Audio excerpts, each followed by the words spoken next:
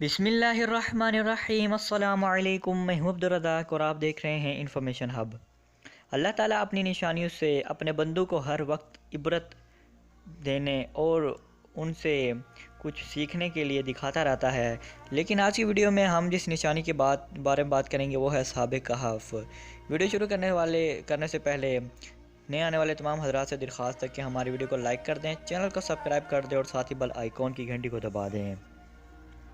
हुज़ूर अकरम सल्लल्लाहु अलैहि वसल्लम के दौर में यहूदियों ने हुज़ूर अकरम सल्लल्लाहु अलैहि वसल्लम को नबी मानने के लिए अपने यहूदी आलम से पूछा कि हम हुज़ूर अकरम सल्लल्लाहु अलैहि वसल्लम से कौन से ऐसे सवालात करें जिनसे हमें ये साबित हो कि वो नबी ही है।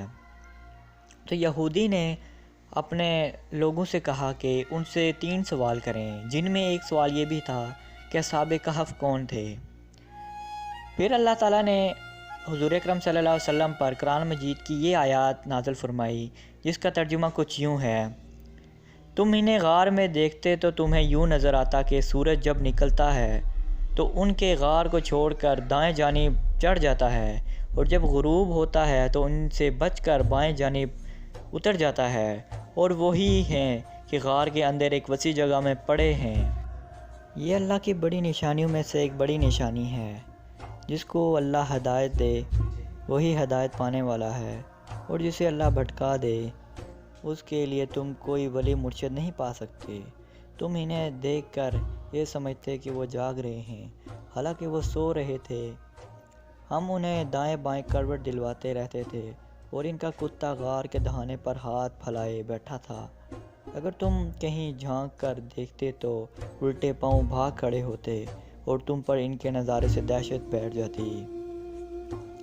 हज़रत ईसा अलैहिस्सलाम के दौर में जब हज़रत ईसा अलैहिस्सलाम ने अल्लाह की वहदनियत और पैगाम इलाही का सब लोगों को कहा, तो उस दौर के हुक्मरानों और लोगों ने आपको सूली चढ़ाने का मंसूबा बनाया।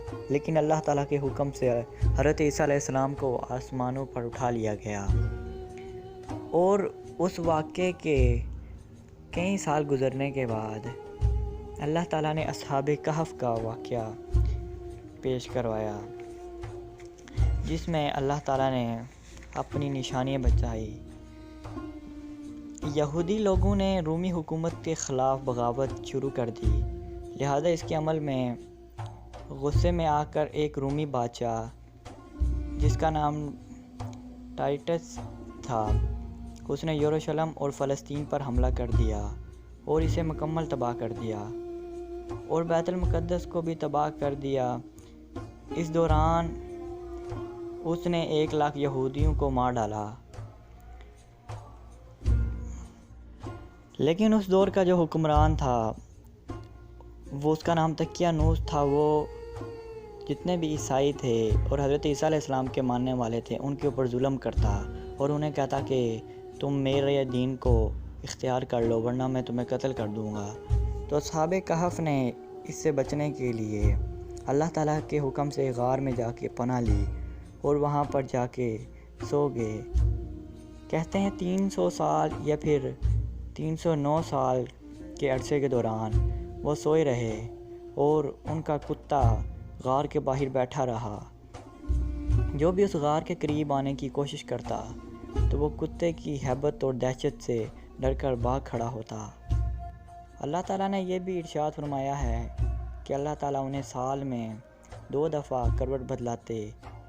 अगर ना बदलाता अल्लाह ताला करवट तो उससे उनके जिस्म ज़मीन खा जाती, जो कि अगर आज की साइंस में देखें तो इसको ब्लड सोल कहते हैं, जो कि एक मरीज़ को हो जाता है। और अल्लाह ताला ने उनकी आँखें खुली रखी ताकि कोई मौजी जानवर उनको आके नुकसान ना पहुँचाए। जब 300 साल बाद वो जागे तो उन्हें यूँ मालूम हुआ कि वो 1 दिन या इससे भी कम दिन सोए रहे हैं। तो उन्होंने एक अपना साथी जिसका नाम कुछ यूँ बताया जाता है यमलीखा था, उसको कुछ दिनार देकर भेजे कि जाओ खाना लेकर आओ। इस दौरान जब वो सोए रहे कई हुकूमतें आईं और चली गईं, और 446 ईस्वी में ایک بادشاہ جس کا نام بدروس تھا، اس نے رومن امپائر پر بادشاہت کی، وہ بھی 68 سال، اور وہ بھی عیسائیت کا ماننے والا تھا۔ جب انہوں نے اپنے اس ساتھی کو باہر کھانا لینے بھیجا تو وہ دیکھ کر حیران ہو گیا، کیونکہ شہر کا نقشہ بدل چکا تھا۔ مکان وہاں کے تو ویسے ہی تھے، لیکن شہر کا نقشہ بدل چکا تھا۔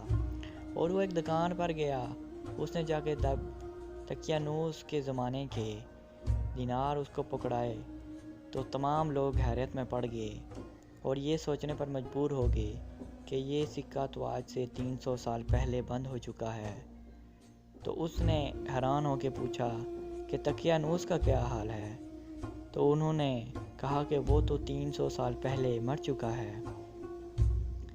پھر ایک آدمی کو ایسا لگا کہ اس کے ہاتھ میں کوئی خزانہ لگ چکا ہے، اور اس نے سپاہیوں کو حکم بھیجایا کہ اس کے پاس سونا ہے، تو سپاہی اس کو پکڑ کر لے گئے۔